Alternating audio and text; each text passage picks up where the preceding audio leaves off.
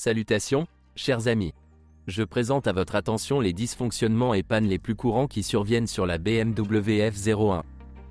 La suspension du F01 est très solide. Des leviers en aluminium épais, des rotules et des silent blocks de grande taille, une fusée d'essieu puissante à l'avant. En pratique, la durée de vie dépend grandement du style de conduite et des pneumatiques. Avec une utilisation prudente, la suspension est conditionnellement éternelle, mais les charges élevées de la transmission, la course et les impacts des pneus run flat à profil bas peuvent l'achever très rapidement. De nombreux propriétaires parviennent à changer les composants d'origine tous les 30 000 km, mais ces kilomètres sont très probablement des kilomètres de combat. Et voilà, on en a pour 2, enfin, ou 3. De toute façon, les bras de commande inférieurs avant des voitures officielles coûtent 100 000, mais pour les propriétaires privés, ils abandonnent souvent à 50 à cause du jeu dans les boules et du détachement des blocs silencieux. Dans la suspension arrière, les maillons supérieurs servent également de manière très différente, atteignant souvent plus de 100 pour les conducteurs calmes et un peu plus de 30 à 50 pour les coureurs. Le bras de support inférieur est plus difficile à finir et sa ressource est plus stable. Le principal élément défaillant de ce levier est la boule, qui est fournie séparément. L'entreprise ne change pas sa politique de maximisation du coût du service. Les leviers énormes et très coûteux n'ont pas un seul silencieux remplaçable, seul le roulement à billes du levier de support à l'arrière est remplaçable. De ce fait, si l'on met strictement original, le prix de réparation de la suspension uniquement pour sa partie mécanique sera élevé, quelque chose comme 700 € pour la suspension avant et plus de 1000 pour l'arrière. Mais ne paniquez pas, il existe des leviers non d'origine, des silent blocks de remplacement et des propositions de restauration de rotules dans les leviers d'origine. Ce dernier est très probablement de très courte durée et est encore rare, principalement sur les voitures du Caucase et du Kouban. Les prix seront élevés non seulement pour les pièces de rechange, mais aussi pour la main-d'œuvre. Lorsque vous travaillez avec le F01, le service doit être préparé à des problèmes tels que les fixations qui se dégradent en aluminium, en particulier au niveau de la fusée d'essieu avant, ou les points de montage des sous-châssis en aluminium qui s'affaissent en raison de la corrosion. Presque toutes les voitures de cette série sont équipées d'un surpresseur hydraulique, et seuls les 730i et hybrides restylés les plus basiques se contentent d'un surpresseur électrique ZF à entraînement direct. Mais de nombreuses voitures disposent également d'un kit Dynamic Drive, DD, qui ajoute de nombreux éléments portables. Les crémaillères électriques sont fiables, cependant, dans des accidents peu graves, elles cassent les fixations du faux châssis et endommagent l'arbre, et les fixations se corrodent souvent et cassent les courroies d'entraînement lorsque le mécanisme se bloque. Les pannes de l'électronique de l'heure peuvent être traitées avec succès en les flashant. De rares pannes du capteur de couple et de l'électronique se produisent, mais elles ne font aucune différence. Heureusement, il existe de nombreuses lattes de ce type et elles ne sont pas chères. Si la voiture a un rack électrique et pas de DD, alors il n'y a plus de problème. Mais ces voitures sont minoritaires. Étonnamment, avec tout l'affûtage des voitures BMW pour la conduite active, la transmission a clairement une très petite marge de sécurité pour aucun des moteurs. Même avec le N52 de base et la version la plus faible N57, la durée de vie de la bride arrière avec accouplement élastique laisse beaucoup à désirer. En cas de surcharge, les cannelures sont régulièrement coupées. Ou bien la tige de la boîte de vitesse casse, ce qui coûte plus cher. L'accouplement élastique avec insert rigide sur les versions 750i, 760i ne dure pas non plus longtemps. Avec des moteurs plus puissants, ce problème persiste, et le risque de panne des entraînements, de la boîte de vitesse arrière et de la boîte de transfert s'ajoute. Il suffit de rattraper un trou, un joint, un trou d'homme ou une section de route glissante à le moment de l'accélération. Avant le restylage, les voitures recevaient principalement des versions ultérieures de la transmission ZF6HP. L'option la plus rare est le 6HP2.1, elle a été installée avec des moteurs N52, et avec des moteurs diesel et des moteurs jusqu'à 4,4 litres, il y avait déjà 6HP2.8A. En général, la série de transmission automatique à 6 vitesses n'est pas considérée comme la plus réussie de ZF, mais au cours des 5 dernières années, le coût des réparations a rapidement diminué, ainsi que le prix des unités d'occasion. Problèmes tels que fuite du joint mécatronique, lunettes, et du bac à filtre, vibration des arbres et usure des bagues, panne des capteurs de la mécatronique, violation de son câblage et durée de vie relativement faible du convertisseur de couple, GCT, en raison des algorithmes de fonctionnement sélectionnés du mécanisme de verrouillage et des températures de fonctionnement élevées, restent d'actualité, mais tous les services spécialisés les connaissent. Il n'y aura aucun problème avec la cloison, si seulement il y avait de l'argent. Il n'y a presque pas de réparation bon marché dans un service spécialisé, et le prix moyen ne descend pas en dessous de 100 000, tendant vers 150 ou plus. L'huile, bien sûr, se bouge très rapidement avec des produits d'usure, un remplacement fréquent est donc indiqué, tous les 30 à 40 000. Moins le remplacement est fréquent, plus la réparation sera finalement coûteuse. À bien des égards, ils s'appliquent tous à BMW. Bien que la durée de vie des voitures allemandes soit légèrement supérieure à celle des Jaguar en raison d'un meilleur système de refroidissement de la transmission automatique, potentiellement après 200 000 km, même pour les conducteurs prudents, la boîte de vitesse nécessite des réparations.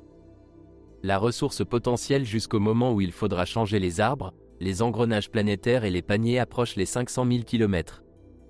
Le diagnostic des transmissions automatiques de ces séries est assez pratique, la mécatronique sait tout sur l'état de l'hydraulique, il suffit de regarder les adaptations et vous pourrez vous faire une opinion correcte sur l'état. Avant le restylage, les transmissions automatiques à 8 vitesses de la série 8 HP 78e HP 90 n'étaient installées que sur la version 760i, puis toutes les versions les ont reçues.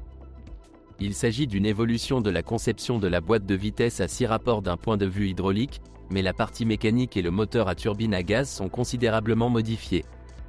Dans le même temps, les lunettes problématiques ont été supprimées et de nombreux petits éléments de conception ont été améliorés.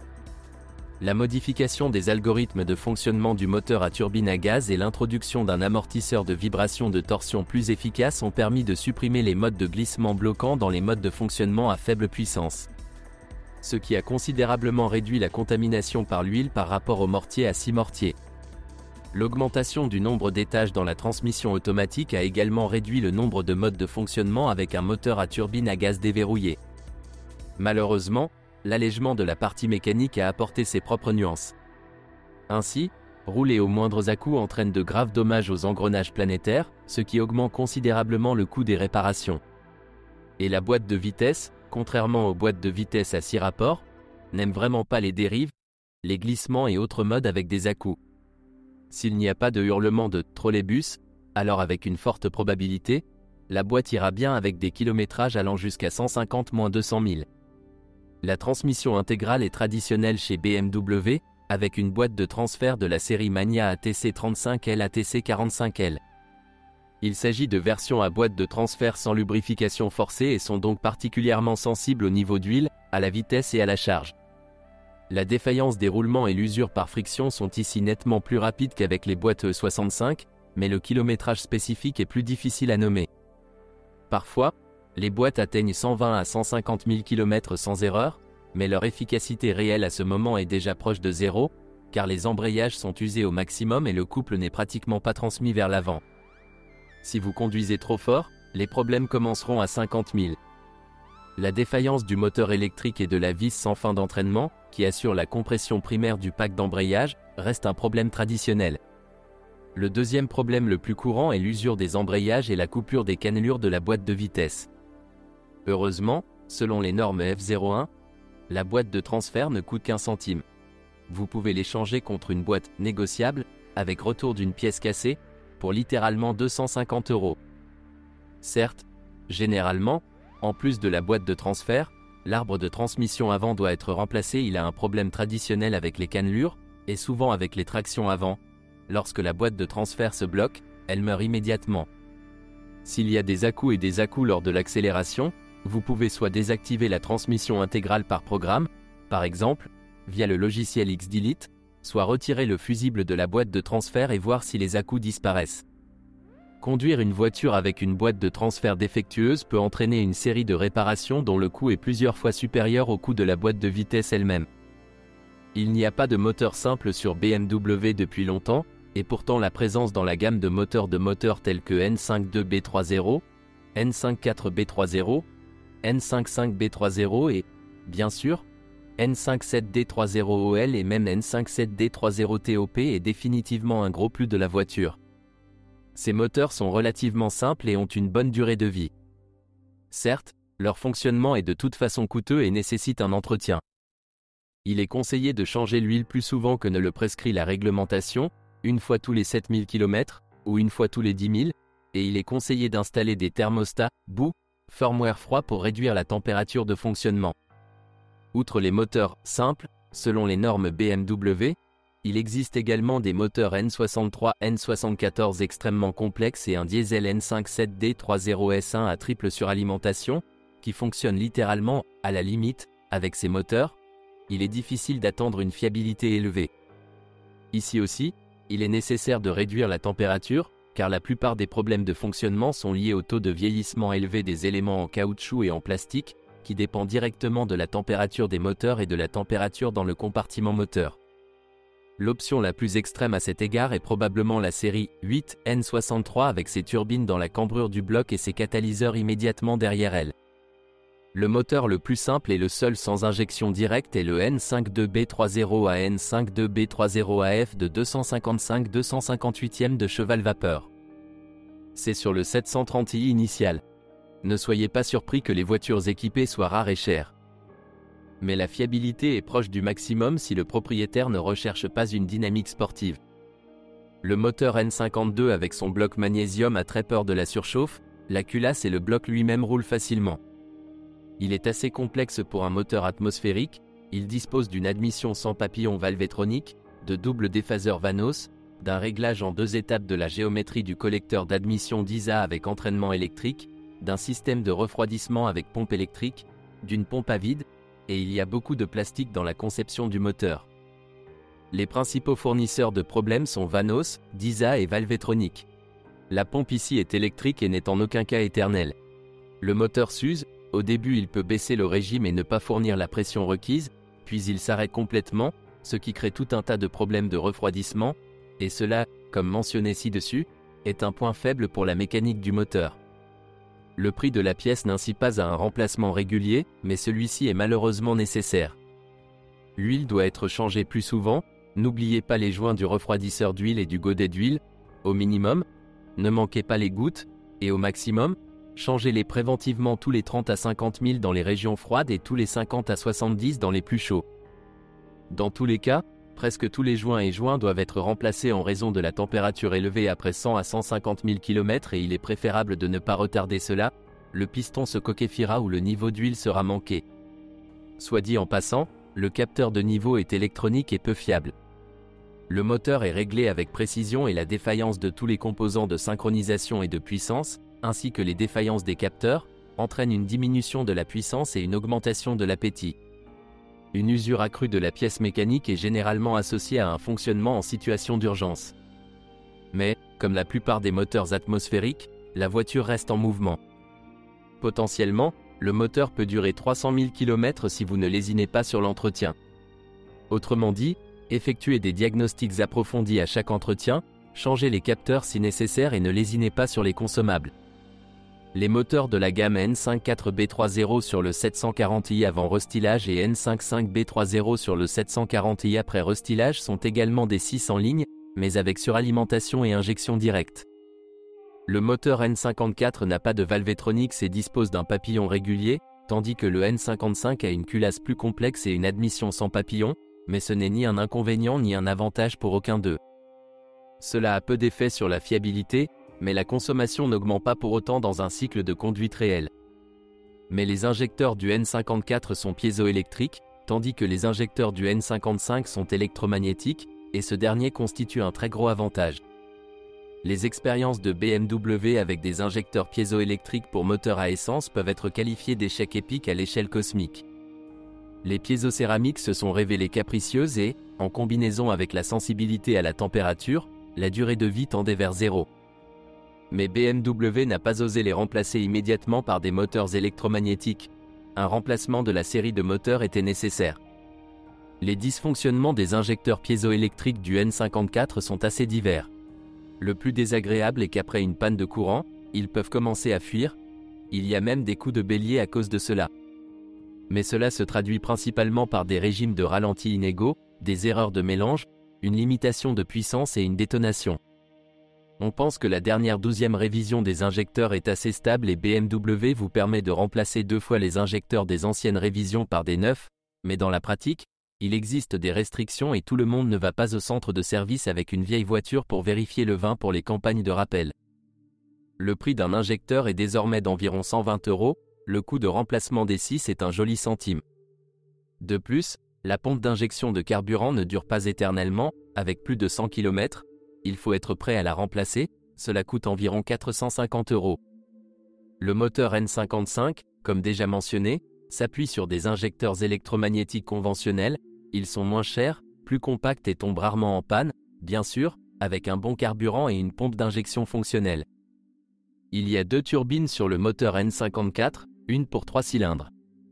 Il s'agit d'un Mitsubishi MHI TD03 005, TD03 L4, et ils sont peu coûteux si vous ne recherchez pas les boîtes avec l'inscription BMW. L'original coûte 1200 €, le même sous la marque Mitsubishi coûte 350 €. La cartouche Girouane est promise pour un ridicule 25 €, meulette à partir de 120. Malheureusement, les variantes 730i et 740i sont moins courantes que le 750i, et le moteur y est complètement différent en termes de coût de maintenance et de durée de vie. Le V8 turbocompressé de la série N63 est un visage sur deux.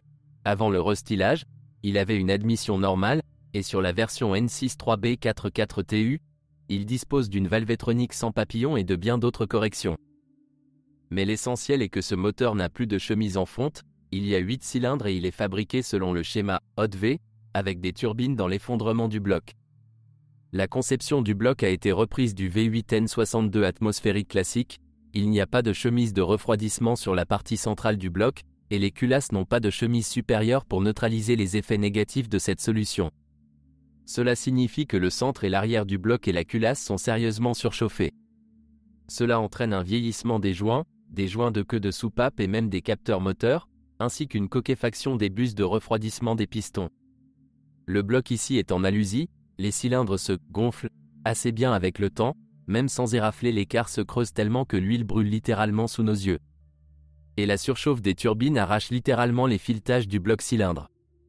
Les injecteurs à injection directe sont ici les mêmes que sur le N54 piézoélectrique, et les problèmes avec eux sont les mêmes, seulement il y en a déjà 8 et le prix de remplacement des 9 sera bien supérieur à 1000 €. La courroie de distribution de 2 chaînes est très fragile, son état doit être surveillé dans les deux cas, la ressource peut être inférieure à 100 000. Tout bruit étranger est une raison pour ouvrir le capot avant. Les chaînes elles-mêmes sont ingénieuses, mais elles se brisent lorsqu'un jeu apparaît, les tendeurs cassent et les amortisseurs s'usent. La pompe est mécanique simple, électrique, uniquement auxiliaire et dans le système de refroidissement intermédiaire. Gênant? Très gênant, difficile et coûteux. Pourquoi y a-t-il autant de 750i? Le secret est simple, 400 à 450 forces permettent déjà à une lourde berline de survoler la route.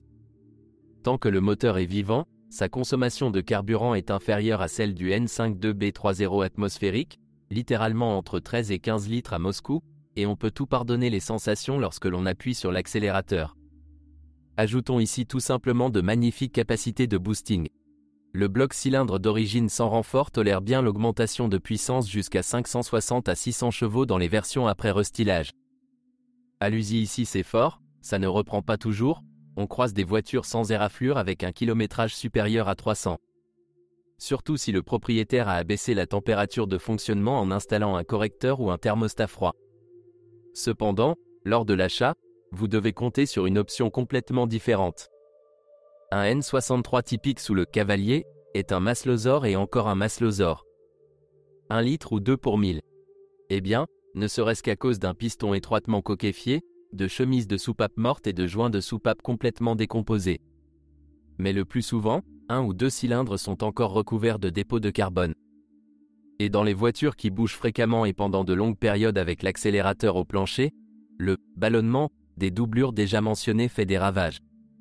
Les turbines sont très surchauffées, et si le capot n'a pas été modernisé et qu'un conduit d'air n'a pas été installé pour les refroidir, alors un problème typique sera des fissures dans la partie chaude, une acidification des axes de soupape de décharge dans les voitures à consommation d'huile et élevée usure des cartouches. Les turbines elles-mêmes sont relativement bon marché, les cartouches coûtent environ 120 €, la turbine Garrett d'origine coûte environ 900 €. Connaissant le coût des réparations, le moteur fonctionne généralement jusqu'à son démarrage. On ajoute souvent 2 litres d'huile pour 1000 et on souffle des panaches de fumée. Comparé au N63, La série V12N74B60 de 6 litres développant 544 chevaux semble encore plus traditionnelle. Et une telle unité possède un pédigré intéressant.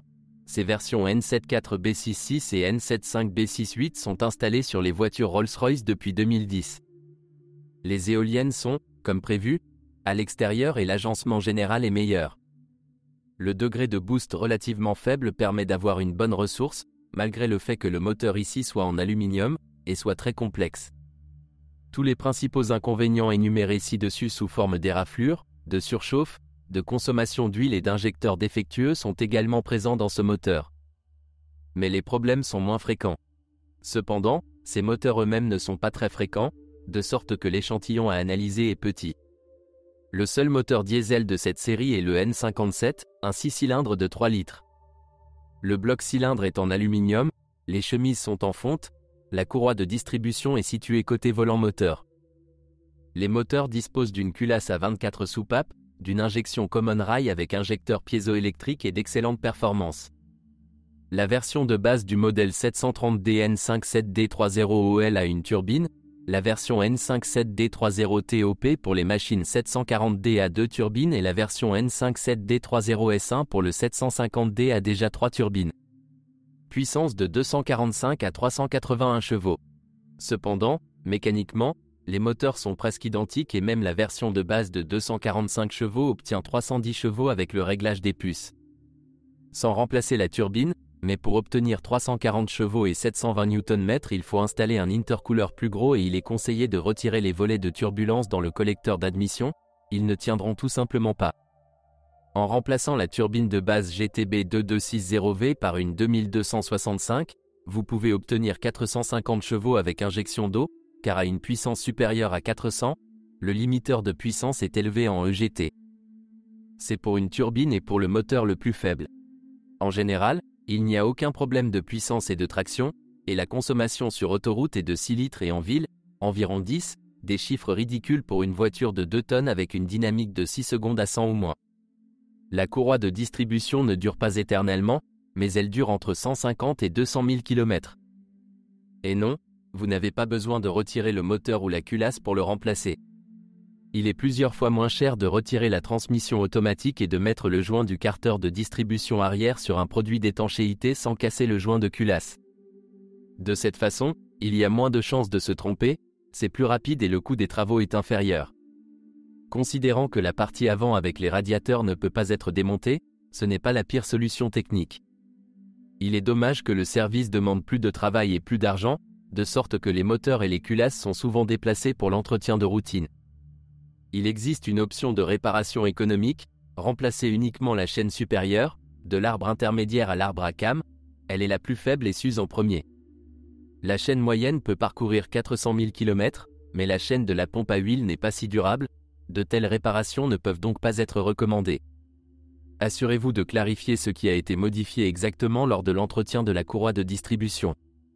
Fuite du couvercle de soupape, de la coupelle d'huile, de la bride d'alimentation en antigel de l'échangeur de chaleur, panne du tuyau VKG chauffé, fuite des joints de l'échangeur d'huile, rupture de la membrane VKG, panne des soupapes du collecteur d'admission, tout cela arrive assez souvent. Les volets tourbillonnants à l'admission ne meurent pas ici aussi rapidement et de manière épique que sur le M57, mais il est quand même préférable de les supprimer. Une petite perte de puissance à basse vitesse est facilement compensée par le firmware. Et lors du réglage, ils doivent être retirés, car à une puissance supérieure à 300 chevaux, ils se détachent très rapidement. Un couvercle de soupape qui fuit et des pannes du système VCG sont typiques pour des kilométrages de plus de 200 et une surchauffe régulière. Eh bien, c'est vrai que selon les normes diesel, une température de 100+ est déjà une surchauffe. Cela arrive souvent avec des voitures avec des radiateurs bouchés sur l'autoroute et à des vitesses supérieures à 150. Le filtre à particules est assez fiable si la voiture roule au moins occasionnellement en dehors du centre de Moscou. Le système EGR fonctionne bien jusqu'à la dépose du filtre à particules, avec un mais désagréable. Des fuites dans l'échangeur thermique EGR peuvent provoquer un incendie dans le compartiment moteur. En général, il a été remplacé par une entreprise de rappel et le remplacement est toujours en cours, mais de nombreux propriétaires ne s'adressent pas aux concessionnaires. Une fuite de gaz d'échappement de l'échangeur thermique peut enflammer les câblages et la carrosserie à proximité. Désactiver le GR dans ce cas n'est pas un si mauvais moyen de sortir de la situation. Certes, des fuites d'antigel se produisent toujours, et pour éviter ce problème, l'échangeur thermique doit être complètement démonté, car cela augmente considérablement le temps de préchauffage du moteur. Les moteurs à 2 ou 3 turbines sont équipés d'unités de suralimentation coûteuses avec une configuration d'échappement extrêmement complexe. Une fois assemblés, ces kits coûtent une fortune. Oui, les cartouches de turbine qu'elles contiennent sont assez standards et peuvent être remplacées.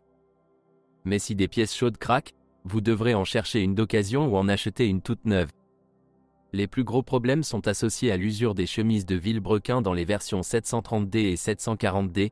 Le 750D a un vilebrequin plus solide et les problèmes surviennent beaucoup moins fréquemment. Fait intéressant, il n'y avait aucun lien entre les pannes et le réglage du moteur. La probabilité de problème ne dépend pas du moment. Le constructeur a remplacé les doublures par des doublures renforcées, avec une couche de polymère.